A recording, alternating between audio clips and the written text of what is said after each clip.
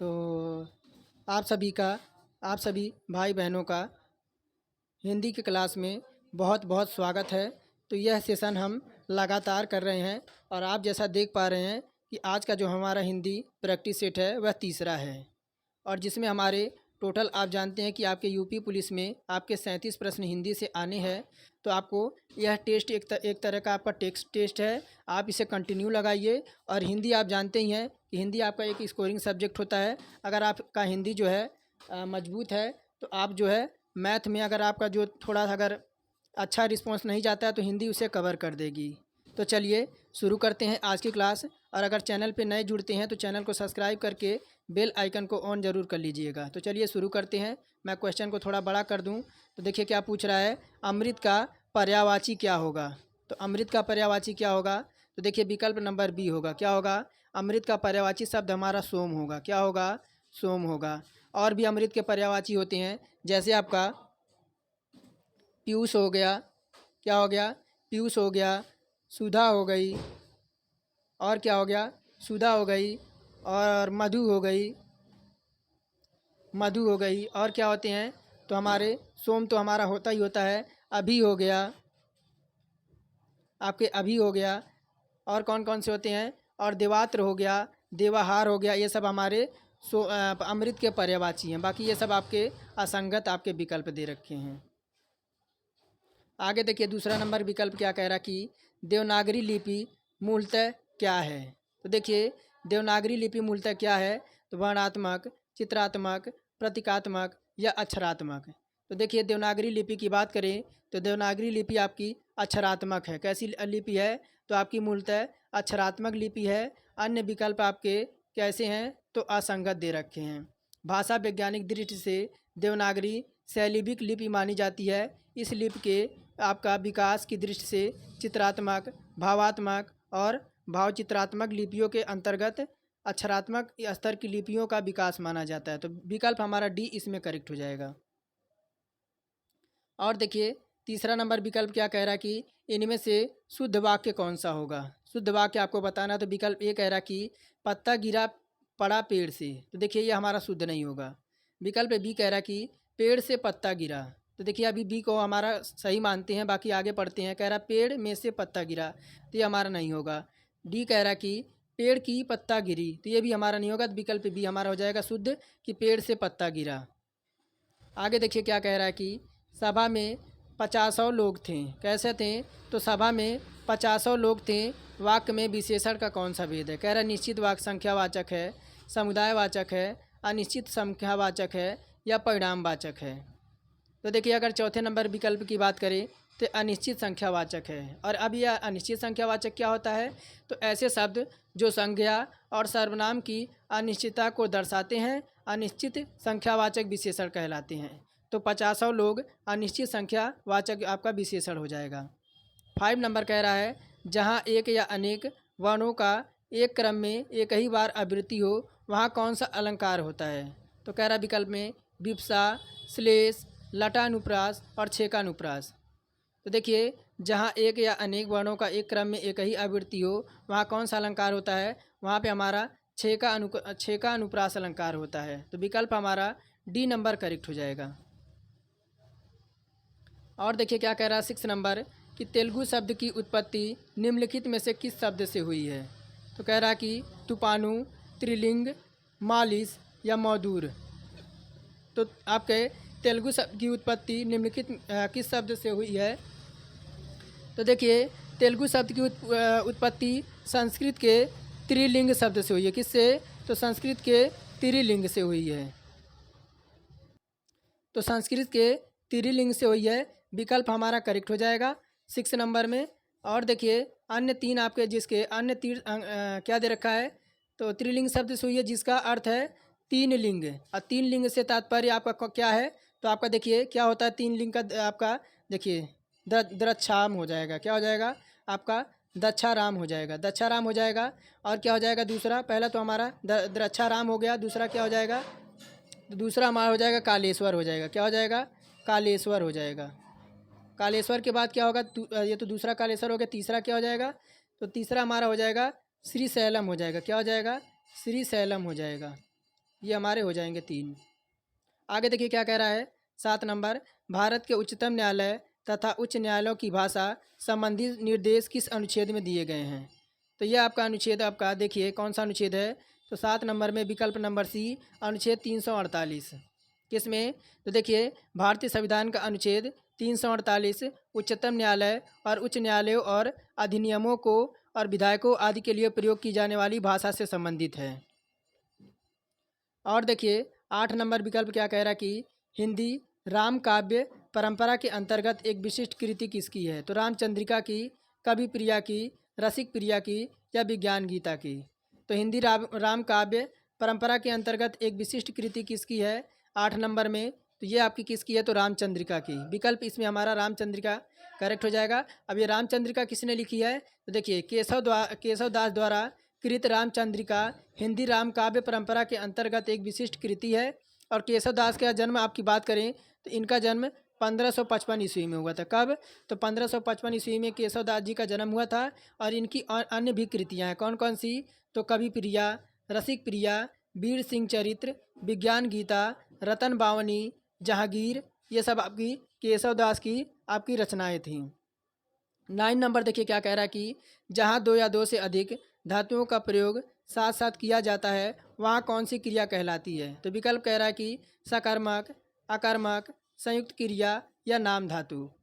देखिए अगर 9 नंबर में देखिए तो ये आपकी संयुक्त क्रिया कहलाएगी। क्या कहलाएगी? तो देखिए जहाँ 2 या 2 से अधिक धातुओं का प्रयोग साथ साथ किया जाता है वहाँ क्रिया संयुक्त क्रिया कहलाती है। अर्थ की दृष्टि से संयुक्त क्रिया के 13 भेद होते हैं। कितने? तो टोटल आपके इसके 13 भेद होते हैं। उदाहरण में अगर बात करें तो वह पढ़ने लगा, वह खा चुका, इस तरह से आपके वाक्य होते हैं संयुक्त क्रिया में। यानी क्रिया आपकी पूर्ण हो जाती है, संयुक्त क्रिया का मतलब है। आगे देखिए 10 नंबर क्या कह रहा है कि उन्मूलन शब्द का विलोम कौन सा होगा। उन्मीलन, उन्मीलन दे रखा, उन्मीलन का विलोम शब्द कौन सा होगा। देखिए हमारा पहला हो जाएगा आपका निमीलन हो जाएगा। क्या हो जाएगा?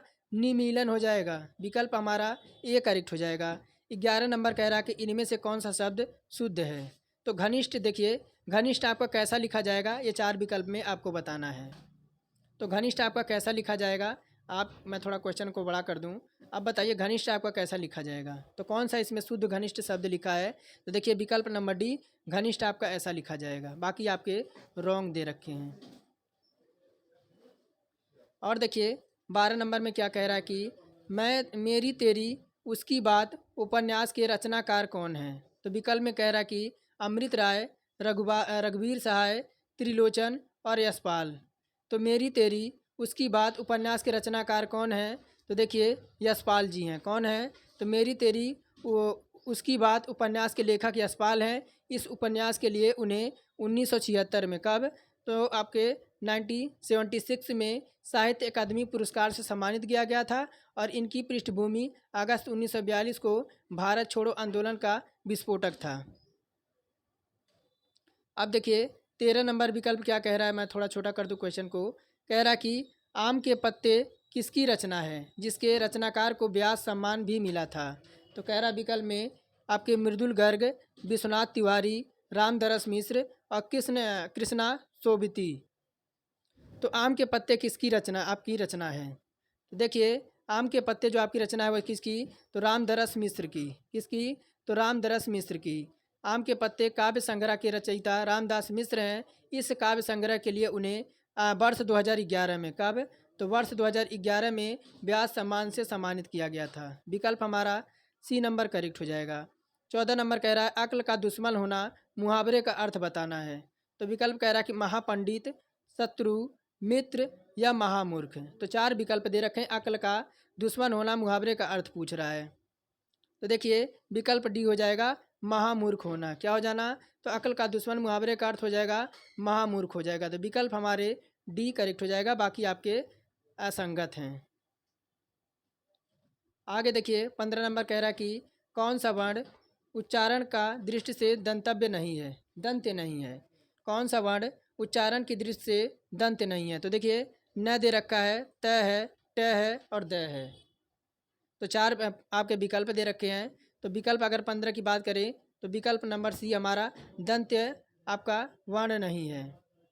बाकी देखिए अगर दंत वर्ण की बात करें तो कौन कौन सा होता है, तो एक तो हमारा तय हो गया, तय हो गया, तय के बाद हमारा कौन कौन सा होता है, तो हमारा थ हो गया और द हो गया, और कौन सा हो गया, ध हो गया और न हो गया और ल हो गया। ये कैसे वर्ण हैं आपके, ल हो गया और आपका स हो गया, ये आपके दंत वर्ण होते हैं।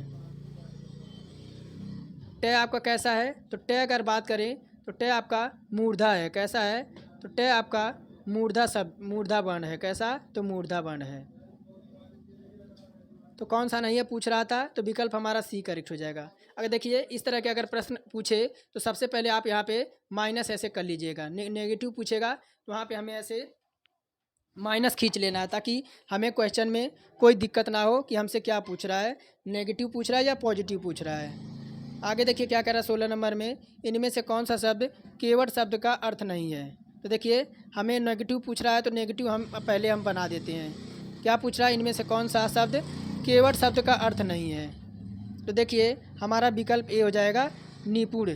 निपुण जो है हमारा, देखिए अगर बात करें तो क्या दे रखा है, धीवीर, धीवर, मांझी और मल्लाह, ये सब क्या हैं, यह तीनों आपके क्या हैं, तो आपके केवट के आपके अर्थ हैं, बाकी आपका निपुण नहीं है। अब यह निपुण शब्द किसका, निपुण शब्द केवट शब्द का अर्थ नहीं है, तो विकल्प हमारा इसमें पहला करेक्ट हो जाएगा। आगे बढ़ते हैं, देखिए क्या कह रहा है कि नेत्रहीन शब्द में कौन सा समास है। देखिए 17 नंबर की बात करें, नेत्रहीन में हमारा तत्पुरुष समास है, कैसा समास है, तो नेत्रहीन में आप शब्द में तत्पुरुष समास है। तत्पुरुष समास का उत्तर पद प्रधान होता है और सामान्यतः तत्पुरुष समास पहला पद विशेषण और दूसरा पद आपका विशेष से होता है। 18 नंबर कह रहा है कि अच्छे नागरिक राष्ट्र हित में काम करते हैं, और इस वाक्य में अच्छे किस प्रकार का विशेषण है, कह रहा है सार्वनामिक विशेषण, संख्यावाचक विशेषण, परिणामवाचक विशेषण और गुणवाचक विशेषण। तो अच्छे नागरिक राष्ट्र हित में काम करते हैं, इस वाक्य में अच्छे किस प्रकार का विशेषण है, तो देखिए यह आपका गुणवाचक विशेषण, कैसा, उसके गुण के बारे में बताया जा रहा है, जैसे उसका गुण हो गया, दशा हो गया, स्वभाव हो गया और उसकी लक्षिता हो गई, उसे गुणवाचक विशेषण कहते हैं। तो विकल्प हमारा डी करेक्ट हो जाएगा। और देखिए 19 नंबर क्या कह रहा है कि इनमें से कौन सा शब्द कदर का पर्यायवाची शब्द नहीं है। तो कह रहा है कि आदर, श्रद्धा, महत्व और विस्मय। देखिए पढ़ते ही हमें पता चल रहा है कि जो हमारा विस्मय दे रखा है यह कद्र का आपका पर्यायवाची शब्द नहीं है, बाकी आदर, श्रद्धा, महत्व ये सब आपके हैं। आगे देखिए 20 नंबर कह रहा है मुरारी शब्द में कौन सा समास है। मुरारी शब्द में कौन सा समास है, तो इसमें आपका बहुब्रीहि समास है, कौन सा, बहुब्रीहि समास है। और समास आए पदों को छोड़कर अन्य किसी जो देखिए समास में आए पदों को छोड़कर जब किसी अन्य पदार्थ की प्रधानता हो वहाँ पे हमारा बहुब्रीहि समास होता है। और देखिए किस नंबर में क्या कह रहा कि स्थावर का विलोम शब्द कौन सा होगा, कह रहा जंतर, जंगम, ठिकाना और प्रार्थी। तो स्थावर का विलोम शब्द कौन सा होगा, 21 नंबर में पूछ रहा है। तो देखिए स्थावर का विलोम हमारा क्या हो जाएगा, जंगम हो जाएगा, विकल्प हमारा 20 में करेक्ट हो जाएगा। और 22 नंबर कह रहा कि अज्ञेयकृत आंगन के पार द्वार के लिए कौन सा पुरस्कार प्राप्त हुआ है, कह रहा ज्ञानपीठ पुरस्कार, साहित्य अकादमी पुरस्कार, व्यास सम्मान और मूर्ति देवी पुरस्कार। तो अज्ञेयकृत आंगन के द्वार के लिए कौन सी इन्हें पुरस्कार प्राप्त हुआ था, तो देखिए हमारा विकल्प नंबर बी, साहित्य अकादमी पुरस्कार इन्हें प्राप्त हुआ था। और कब हुआ था, तो आंगन के पार के द्वारा इन्हें 1964 में, कब, तो सन 1964 में इन्हें साहित्य अकादमी पुरस्कार प्रदान किया गया था। और वर्ष 2022 में इन्हें अगर बात करें तो वर्ष 2022 में इन्हें बद्रीनाथ नारायण को उनकी कविता संज्ञा तुमड़ी के शब्द के लिए दिया गया था, किसके, तो बद्री नारायण को यही आपका मिला था 2022 में तुमड़ी के लिए। और देखिए 23 नंबर क्या कह रहा है कि कथनीय शब्द में कौन सा प्रत्यय है। कथनीय, जब कथनीय बोलेंगे तो देखिए हमारा क्या निकल के आएगा, ईय निकल के आएगा, विकल्प बी हमारा करेक्ट हो जाएगा। इस तरह से प्रत्यय को हमें जब देखिए अगर प्रत्यय पूछे तो सबसे पहले आपको क्या बोलना है, तो हमें कथनीय दे रखा है ना, तो इस प्रकार जो भी आपको वाक्य में दिया रहेगा उसे 3-4 बार बोलना है, 3-4 बार आप रिपीट करेंगे तो आपका देखिए इस तरह से आपका अपने आप निकल के आएगा उत्तर। कथनीय कथनीय जब बोलेंगे तो देखिए आपका ईय निकल के आ रहा है। और देखिए 24 नंबर कह रहा है कि मुख्यार्थ की बाधा होने पर रूढ़ि या प्रयोजन से अन्य अर्थ का ग्रहण होता है, वह शब्द शक्ति क्या कहलाती है?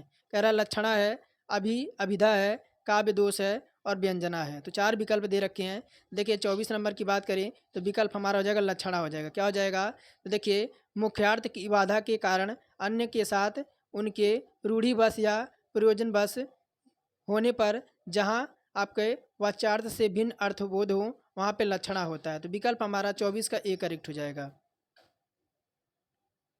कह रहा है वर्तमान काल के कितने भेद होते हैं? यानी प्रेजेंट काल। प्रेजेंट आप जानते हैं ना, आपने इंग्लिश पढ़ा ही होगा, प्रेजेंट इंडेफिनिट। तो कह रहा है 7, 5, 6 और 8।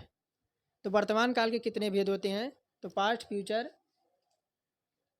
तो देखिए 25 की बात करें तो 25 है ना, हाँ 25 की बात करें तो हमारा बी नंबर 5 होते हैं। 5 होते हैं। वर्तमान काल के 5 प्रकार के होते हैं, जैसे आपका सामान्य वर्तमान काल और तत्कालिक वर्तमान काल, और आपका तीसरा होता है हमारा पूर्ण वर्तमान काल, चौथा होता है संदिग्ध वर्तमान काल और पांचवा होता है आपका संभाव्य वर्तमान काल। तो अब हमारे 5 वर्तमान काल होते हैं। 26 नंबर कह रहा है क्रिया के पद परिचय में इनमें से क्या क्या होता है? तो विकल्प ए कह रहा है कि क्रिया का प्रकार और वाच्य पुरुष होते हैं। बी कह रहा है लिंग वचन काल होते हैं। सी कह रहा है वह शब्द जिससे क्रिया का संबंध होता है। और डी कह रहा है उपरोक्त सभी होते हैं। तो क्रिया का पद परिचय में इनमें से क्या क्या होता है? तो देखिए आपके सभी प्रकार के होते हैं। क्या होते हैं? सभी प्रकार के होते हैं। विकल्प हमारा डी, हमारा विकल्प इसमें करेक्ट हो जाएगा।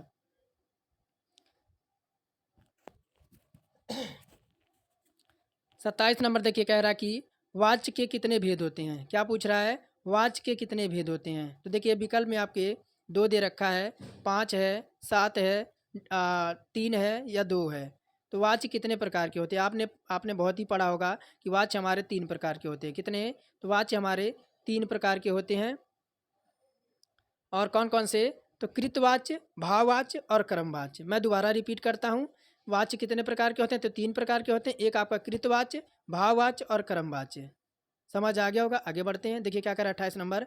वह दिन भर आपका, देखिए यहाँ दिन भर को आपका लाइनिंग कर रखा है। वह दिन भर पढ़ता रहता है। रेखांकित पद में अवयव का भेद बताइए। तो कह रहा है परिणामवाची है, निपात है, समुच्चयबोधक है और प्रश्नवाचक है। तो देखिए 28 की बात करें तो आपका निपात हो जाएगा। क्या हो जाएगा?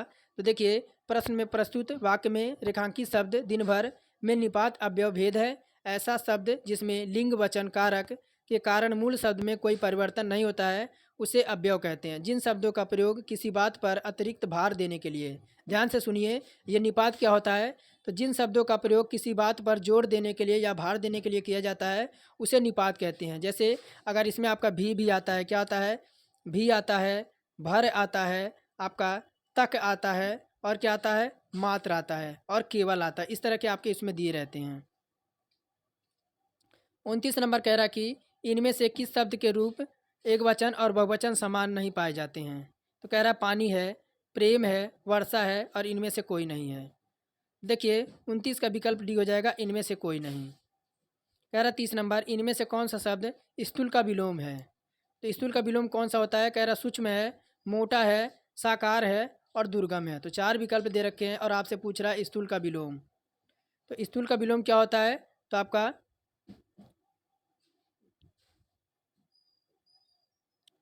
तो देखिए आपका सूक्ष्म होता है। क्या होता है? सूक्ष्म होता है। 30 का हमारा पहला करेक्ट हो जाएगा। 31 नंबर की ओर बढ़ते हैं। अगर क्लास पसंद आ रही हो तो लाइक करते हुए जाइएगा और एक प्यारा सा कमेंट ज़रूर करिएगा। और आपको देखिए धीरे धीरे मैं सभी तरह के प्रैक्टिस कराऊंगा और कल से आपको जीके की भी क्लास मिलेगी और इसके बाद आपको रीजनिंग की और मैथ की भी क्लास इसी चैनल पे आपको कराई जाएगी। 31 नंबर कह रहा है कि इनमें से कौन सा शब्द अर्थ का आपका विलोम है? बस आप लोग सपोर्ट करिए। सपोर्ट करेंगे तो देखिए मैं जल्द ही आपको चारों सिलेबस एक साथ आपको कंप्लीट कराऊंगा। कह रहा है कि इनमें से कौन सा शब्द अर्थ का विलोम है? तो कह रहा कि अंत है, अध है, इति है और अर्थ है। तो आपका अत का विलोम पूछ रहा है, अथ। तो देखिए हमारा कौन सा हो जाएगा? सी हो जाएगा, इति हो जाएगा। 32 नंबर कह रहा है इनमें से कौन सा शब्द आपका भिन्न है? शब्द रूप भिन्न है। कह रहा है कामसीन है, बदकिस्मत है, लापरवाह है और निगोड़ा है। तो इसमें से आपका क्या पूछ रहा है? कौन सा शब्द आपका शब्द रूप तो आपका भिन्न दे रखा है। तो देखिए हमारा हो जाएगा निगोड़ा। कौन सा?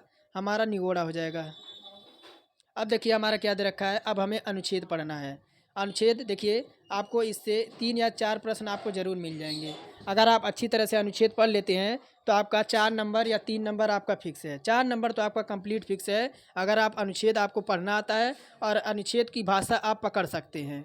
तो देखिए क्या कह रहा है, 33 से 37 तक आपको अनुच्छेद को पढ़कर उसके नीचे दिए गए प्रश्नों का उत्तर देना है। तो देखिए विकल्प क्या कह रहा है कि भाषा में लिंग, मैं थोड़ा सा मारकर पतला कर दूं।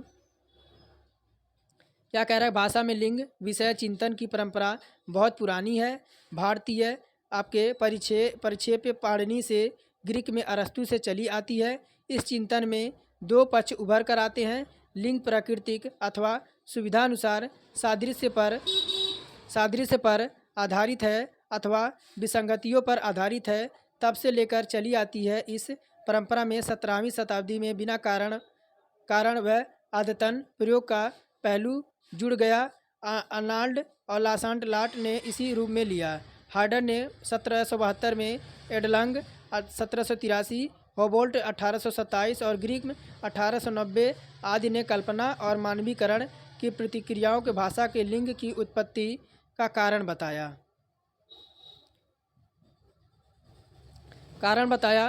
एक मिनट। कारण बताया और देखिए क्या कह रहा है, इनमें से सबसे महत्वपूर्ण ग्रीक के सिद्धांत को माना गया। ब्रिगमैन ने इस विवाद में कहा कि आपके व्याकरणिक लिंग पहले से वह था, यह केवल कल्पना की शक्ति का इस्तेमाल किया गया। और ब्रिगमैन का कहना है कि भारतीय भाषाओं में आ, बड़ी ई प्रत्यय मूल रूप में स्त्रीलिंग को व्युक्त नहीं करते हैं। ब्रुगमैन के सिद्धांत को रोथ ने अविश्वसनीय का शिखर सम्मेलन करार दिया। यह बहस चलते चलते संरचनावादी ब्लूमफील्ड तक आई। उन्होंने कहा कि भाषा में लिंग का प्रयोग या आपके यात्राच्छिक होता है। आगे देखिए क्या कह रहा है कि संस्कृत के व्याकरण में लिंग निर्धारण के लिए जो आधार माने गए हैं उनमें सबसे ऊपर रखा गया है। अर्थ को लिंग अर्थ के आधार निर्धारित होते हैं। यदि ऐसा है तो समानार्थी और पर्यायवाची भी लिंग के होने चाहिए थे, क्योंकि वह अर्थ के आधार पर ही एक समान संबंध रचनाओं में रखे गए हैं, पर ऐसा नहीं है। अब देखिए हमने किसी तरह जल्दी आपका जो है आप लोग बोर ना हो, इस वजह से मैंने जल्दी में अनुच्छेद पढ़ लिया। अब देखिए अब आपको उत्तर देना है अनुच्छेद का। 33 नंबर देखिए क्या कह रहा है कि निम्नलिखित में से कौन सा कल्पना और मानवीकरण की प्रवृत्तियों की भाषा में लिंग की उत्पत्ति का कारण नहीं है। तो कह रहा है आपका हार्डर, आपका हमबोल्ट, ग्रिम और आपका अर्नाल्ड दे रखा है। तो 4 विकल्प आपने अनुच्छेद में पढ़ा ही होगा। अगर बात करें 33 नंबर विकल्प की तो 33 में हमारा हो जाएगा कौन सा, तो हमारा अर्नाल्ड हो जाएंगे। अर्नाल्ड क्या हो जाएंगे, अर्नाल्ड कल्पना और मानवीकरण की प्रवृत्तियों को भाषा में लिंग की उत्पत्ति का कारण नहीं मानता है। तो विकल्प हमारा डी करेक्ट हो जाएगा। 34 कह रहा है कि भारतीय भाषा में लिंग विषयक चिंतन की परंपरा किससे प्रारंभ हुई है। कह रहा है पाणिनि से, अरस्तु से, ब्रुगमैन से या ब्लूमफील्ड से। तो देखिए अभी आपने पढ़ा कि आपके भारतीय भाषाओं में लिंग विषयक चिंतन की परंपरा किससे प्रारंभ होती है। तो देखिए पाणिनि से। किससे, तो पाणिनि से विकल्प हमारा पहला करेक्ट हो जाएगा। आगे बढ़ते हैं 35 नंबर की ओर। 35 नंबर कह रहा है कि इनमें से कौन सा विद्वान भारोपीय भाषाओं के संदर्भ में यह मानता है कि बड़ा आ आपका बड़ी ई प्रत्यय मूल रूप में स्त्रीलिंग को व्यक्त नहीं करते हैं। तो कह रहा है ब्रुगमैन है, होमबोल्ट है, एंडलंग है, अरस्तु है।